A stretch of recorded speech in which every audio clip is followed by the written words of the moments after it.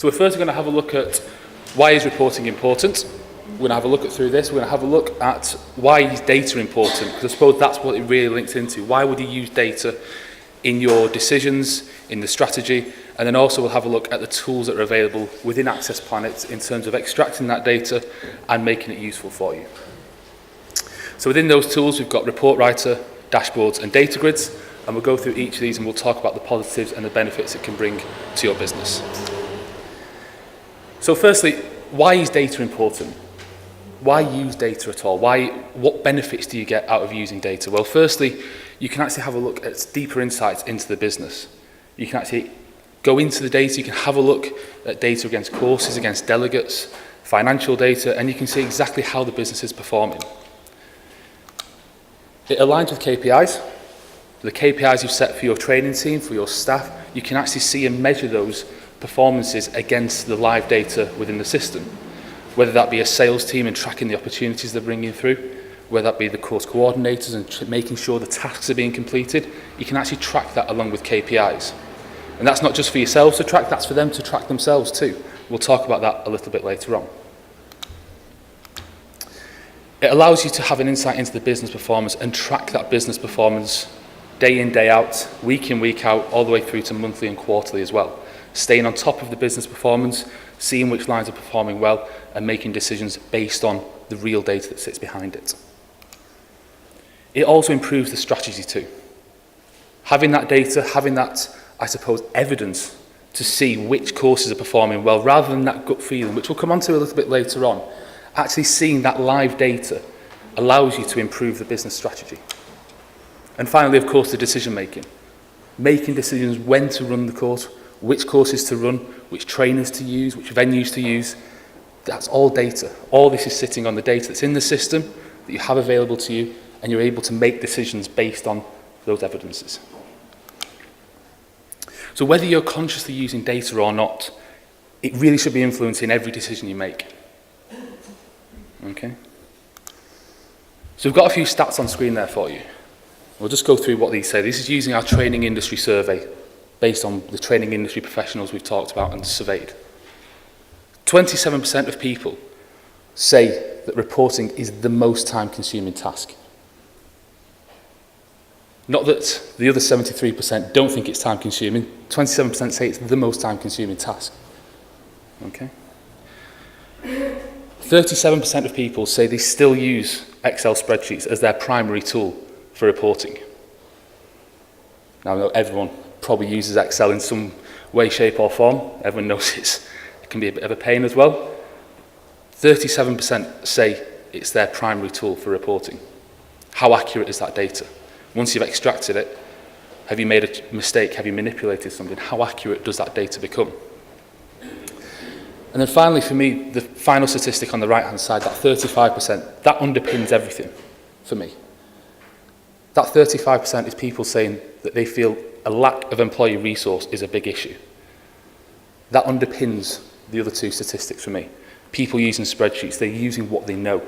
They're using what they've used before, they've used for 10 years, 15 years, and they're just relying on it because it's familiar. It might not be the easiest thing to use, it might not even be the fastest way to get that data, it might not be the most accurate way to get that data, but they know it and they trust it. And the 27% say it's the most time-consuming task. Well, that feeds into the lack of employee resource. Very much doubt anyone has anyone in the training team. If you do, it'd be great, who just runs reports. That's all they do is run reports. It's always an additional task for someone above and beyond their day-to-day jobs. So when you pass it to someone, they've got their day job to do. Oh, I just need to do these 4 reports as well because it's the end of the month. It just takes up the time as well. And we'll talk about these a little bit later on. So moving on as well, why is data important? This is just some food for thought now. I want you to have a think about this. How do you know which training courses are popular? Just have a think about that. How do you know which courses you run are popular? Is it a gut feeling? Is it because, well, they're the most inquiries we get? I see more delegates coming out of that training room. I know that one runs quite a lot. But how do you actually know? Do you see that data? Do you have a look at that data and analyse that data on a monthly basis? Or is it that gut feeling? How do you know where your customers are coming from, location and industry? Do you know that in depth, or do you just know you've got that big customer who always rings up, who always talk to, are they actually generating the profits for you, or are they just a big customer who you talk to quite a lot? Which customers are booking onto which courses, and when are they attending? Do you know that demographic? Do you know where your customers are going and which courses they're going on? And which departments are not meeting the quota? So which training team, which part of the training team, which training courses, which categories are actually not pulling the weight, which ones aren't actually filling all the delegates on the courses? Do you need to add more resource in there? Do you need to push them with the marketing spend? How do you know that information? And then finally, if you all know all that data, if you've got your spreadsheets, are you using it to drive the business strategy? If you don't have that data and it's a gut feeling, is that driving business strategy?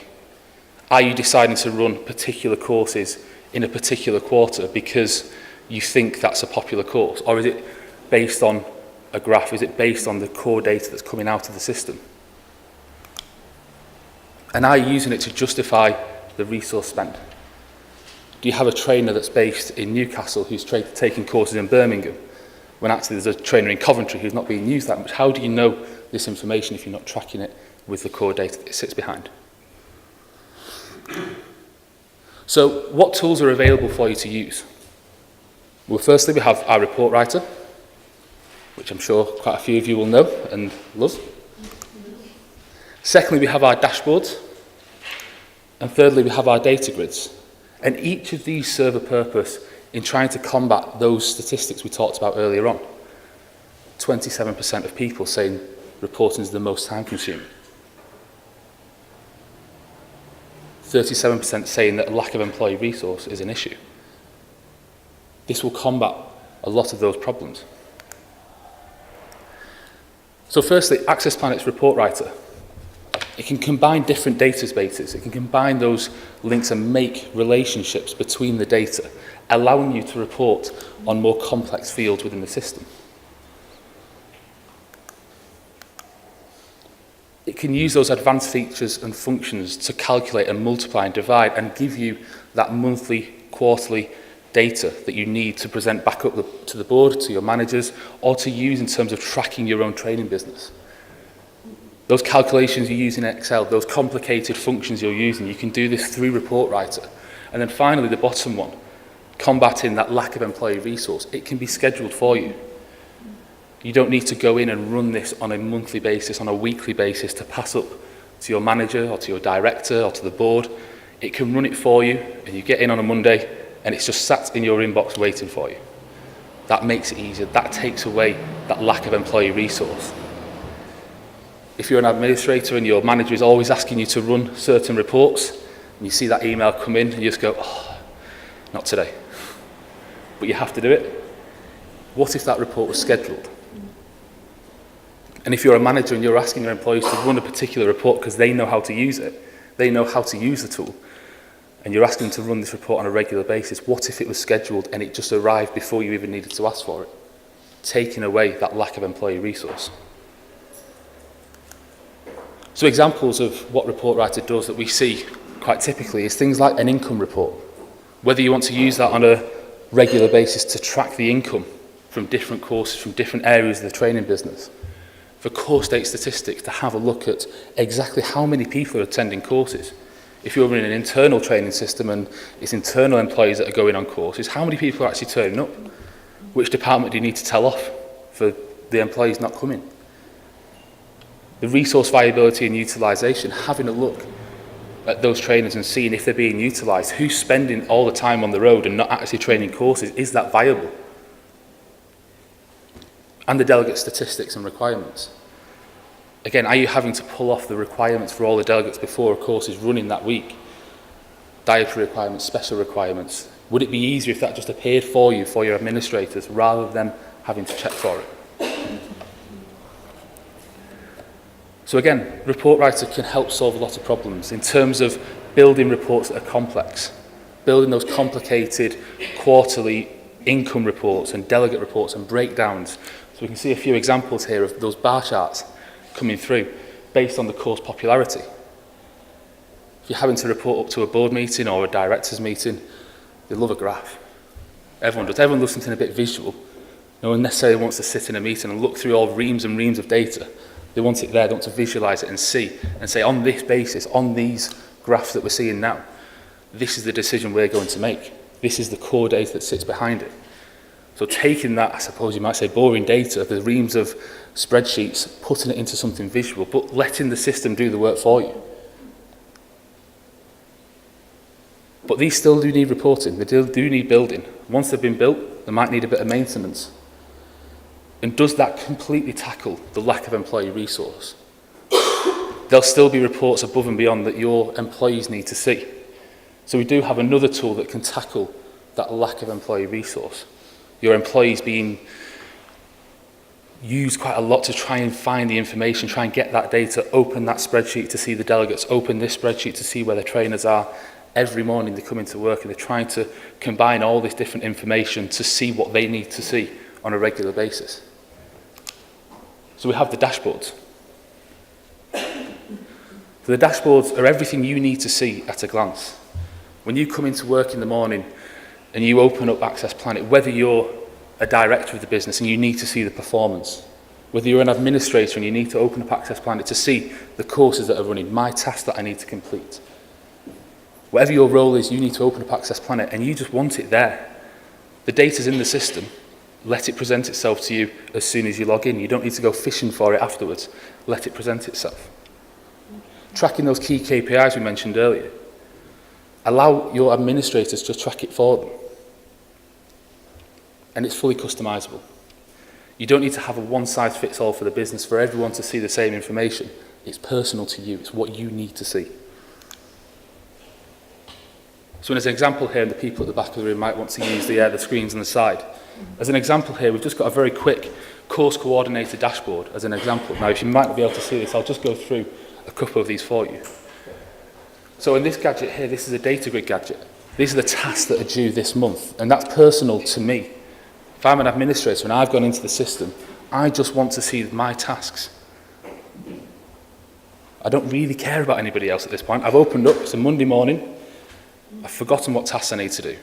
I was out on a pub crawl last night with accessplanit and I can't really remember what I actually need to get done today. You can blame us for that, but you can see it straight away there as a reminder. You can see the upcoming courses. Again, you can probably all tell me now what courses you've got running this week in the training business. You probably all know it off the top of your head, but it's just a reminder there for you to see. And you can see the statistics that sit behind it. Which ones have been cancelled? How many spaces are left? You've got a delegate who rings you up on a Monday and says, I want to come on this course on a Thursday. Do you have any spaces left? Just let me click into accessplanit. Yeah, we've got 4. Straight away, real-time data, pushing it back to you. We have another one there, and this is a miniature reporting gadget, I suppose, and it's showing you all the delegates that have been through your training business this year. How many have cancelled, how many have booked. Giving the administrators, empowering your administrators to see the business vision. Our friends at EOS will talk about this a little bit more later on, but allowing your administrators an insight into what the business's objectives are and allowing them to track it, getting them involved in the business strategy and allowing them a bit more freedom and wanting to go in the same direction as yourselves. Giving them a bit more of the reporting information. And then finally, the statistic gadgets as well. No one wants to open up accessplanit and see lines and lines and lines of data on the first page. You want some colour. You want something to remind you and be bright. So have a statistic gadget to show how many courses you're running, how many delegates are coming on courses this week. But just touching on how customisable they are, this is a course coordinator.